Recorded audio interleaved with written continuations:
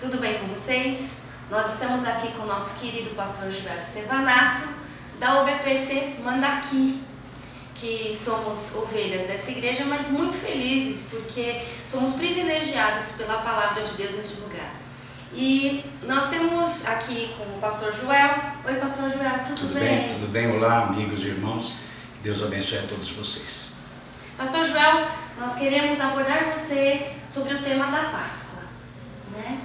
Que é um tema agora significativo e que na verdade ficamos impactados, porque esse tema que veio aqui no Apacentai, que é o livro de autoria do pastor Joel, o livro dos pequenos grupos, o devocional, nós trabalhamos essa semana sobre os efeitos da ressurreição, né? E fazendo um pequeno resuminho mesmo para vocês, o pastor Joel elucida de que nós, debaixo dos efeitos da ressurreição, não somos preguiçosos, não somos acomodados, somos dinâmicos e temos no nosso coração a proposta de trabalhar para o Senhor, né? Então, pastor, a pergunta para nós seria se você acha que a igreja no Brasil está com os olhos abertos ou fechados em relação a despertamento com o trabalho do Senhor. E o que você gostaria de mencionar a respeito desse trabalho para cada um, chamando cada um? Em tudo que a gente põe as mãos para fazer, a gente sempre percebe que tem pessoas muito comprometidas e há daqueles que não estão tão comprometidos. Eu vejo com otimismo o posicionamento da igreja no Brasil. Eu vejo crentes fervorosos, agindo, atuando. Tem aqueles que ainda não compreenderam a necessidade de fazer isso, de ter um engajamento na igreja local, no reino de Deus, para promover o nome do Senhor. A Bíblia diz que nós somos chamados para dar fruto e fruto glorificar o Senhor. E o fruto que glorifica o Senhor é o serviço na nossa vida, pela modelação do nosso caráter, e o serviço em prol de outras vidas através do trabalho do reino de Deus, da evangelização. Então eu creio que a igreja está atuante, ela nunca deixou de ser atuante. Poderia ser mais atuante se mais pessoas estivessem comprometidas com esse objetivo. Tudo bem, pastor. O nosso segundo tema é sobre Páscoa e dinheiro, pastor. Que é um tema que acredito que muitas pessoas se afastam da igreja por essa questão. E quando Jesus esteve entre nós, nós notamos que ele foi justamente crucificado pela relação do dinheiro, 30 moedas de prata, né? Em relação ao sistema e aquilo que aconteceu com Judas. Pastor, em relação a isso, em relação a pessoas que escutam coisas, veem coisas, se decepcionaram por causa de dinheiro, se afastaram do trabalho do Senhor por causa de dinheiro, se sentiram traídos na sua fé, o que você gostaria de dizer a essas pessoas, pastor? Eu diria que nós vivemos no Brasil uma situação muito difícil de corrupção geral generalizada. E a gente vê isso em todos os meios, mas o brasileiro não deixou de ser brasileiro por causa disso. E a gente não deixa de ter nossos direitos e nossos deveres aqui no Brasil. Eu digo isso fazendo uma analogia, porque na verdade aquelas pessoas que vão para a igreja e elas se decepcionam porque, em alguns casos até com razão, há um mau gerenciamento do dinheiro e há um apelo muito forte em favor, em função do dinheiro, e nem sempre isso é feito com transparência e lisura, e algumas pessoas por causa disso então desistem da fé, desistem do trabalho do Senhor, desistem da Páscoa, da passagem. Páscoa é passagem, é sair de uma situação e ir para outra. E, na verdade a Bíblia nos convida em Mateus 6,24 a sairmos de uma situação, ou seja, de sermos adoradores e vivermos em função de mamon, do dinheiro, e irmos para outra situação, para sermos adoradores e vivermos em função de Cristo. Então, na verdade, as pessoas que estão apegadas ao dinheiro, qualquer motivo é razão para eles se afastarem do reino de Deus. Ou porque eles têm que trabalhar para ganhar dinheiro, então eles deixam de congregar, deixam de servir, deixam de estar nas atividades do reino de Deus, ou então porque estão escandalizados porque falam no dinheiro, então eles deixam de fazer as mesmas coisas porque estão mexendo com o Deus deles, que é o dinheiro. Gente, essa é para escutarmos todo dia. Vamos para a terceira pergunta.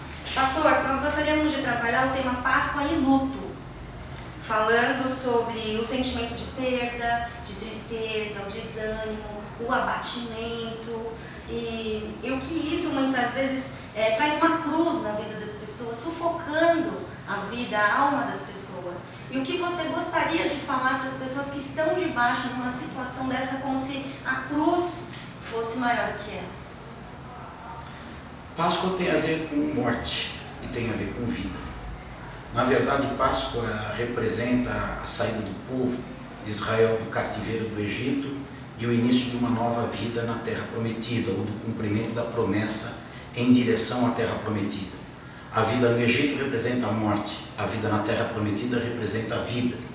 Então, na verdade, quando se fala de Páscoa, tem que morrer para as coisas da velha criatura, para o mundo, e tem que nascer para Cristo. Pessoas que vivendo para Cristo se sentem em luto, na verdade elas estão não vivendo para Cristo, mas estão vivendo a morte em Cristo e não estão vivendo a vida em Cristo. Agora a equação é simples: quem vive a morte para o mundo passa a viver a vida em Cristo. Quem vive a morte em Cristo passa a viver a vida no mundo. Tiago 4,4 diz: não ameis o mundo e nem o que no mundo há. Então aquelas pessoas que amam o mundo se tornam inimigas de Deus. E naturalmente o Evangelho fica pesado para essas pessoas. Viver para Cristo, padecer por Cristo, sofrer por Cristo, é uma cruz enorme, que eles não conseguem suportar. Alguns até suportam com medo de ir para o inferno, então eles suportam essa cruz carregando-a, mas debaixo de lamento, de murmuração, de insatisfação, de tristeza, e não vivem a vida que a Páscoa significa para quem nasceu de novo. Então, na verdade, quem está apegado ao mundo está morto para Cristo. E quem está morto para o mundo está apegado a Cristo. É simples a equação. Agora, quem olha para Cristo e pensa que Cristo está morto, então se está apegado a Cristo, vive como morto. Agora, quem conhece o Cristo ressuscitado e está apegado a Cristo, então o poder e o efeito da ressurreição na vida dessa pessoa vai transmitir vida.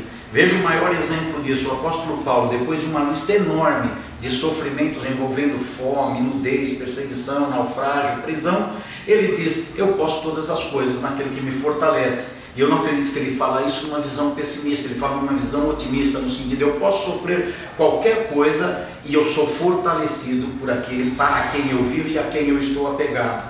No caso, o Senhor Jesus Cristo. Então quem está apegado a Cristo, ao Cristo ressuscitado, não dá para comparar o sofrimento presente com a glória que há de ser revelada.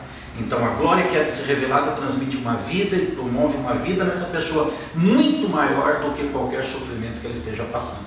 Então ela vai ser uma pessoa realizada e feliz, com lágrimas às vezes nos olhos, mas realizada e feliz. Maravilhoso, isso é algo para nós meditarmos. Eu acho que nós precisamos meditar, né, pastor, sobre a profundidade da palavra de Deus.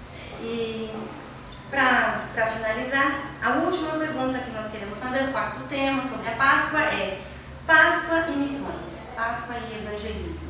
Dia 4 de abril, agora nós estamos convidando vocês para estarmos com a gente aqui no BPC, Mandaki, Brasil para Cristo no Mandaki, Avenida Ultramarino 616, às 14h30.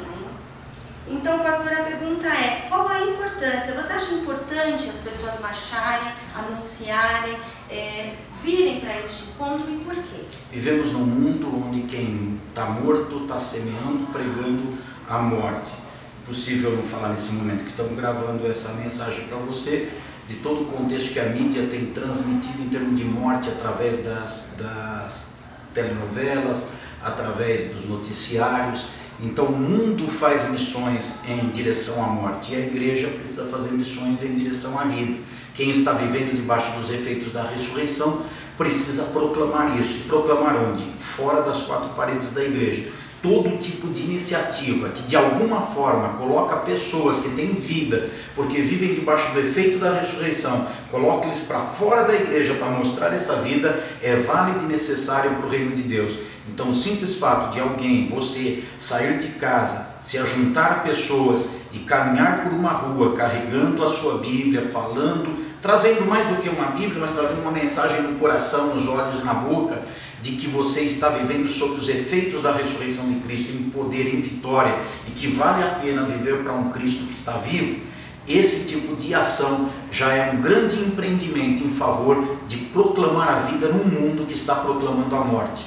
Então faça a sua parte e promova a vida. Dia 4 mas todos os dias da sua vida, no seu trabalho, na sua escola, onde você estiver, mostrando que você vive debaixo dos efeitos da ressurreição. É lógico, Valdenise, que só é possível fazer isso quem vive debaixo dos efeitos da ressurreição, senão vai maquiar uma situação. Então, se você ainda não tem essa vida no poder do Espírito, busque, porque ele é acessível para todo aquele que procurar. Olha, de verdade, nós somos aqui edificados. Eu queria muito convidar você para fazer parte dessa igreja. Não estou falando por falar, para fazer mera publicidade. É porque vale a pena estar aqui. Se você está procurando, você está afastado, você está buscando um lugar sincero, eu encontrei um lugar aqui. E eu agradeço o pastor Joel de todo o coração por toda a busca que eu sei que é necessária para vivermos esse patamar e sentirmos que temos cada gotinha aqui do Evangelho aproveitadas na sua essência. Obrigada, pastor. Nós convidamos você para fazer parte deste grupo, em nome de Jesus. Um abraço no coração. Tá bom, pastor? Também agradeço a todos, Valdenise, agradeço a você por essa oportunidade de comunicar com quem está assistindo e ouvindo. A nossa produtora Vânia, que Deus te abençoe e te recompense. E a todos que de alguma forma participaram do empreendimento, depois da divulgação dessas imagens e vídeos. Obrigada, gente. Um abração. Fiquem na paz do Senhor.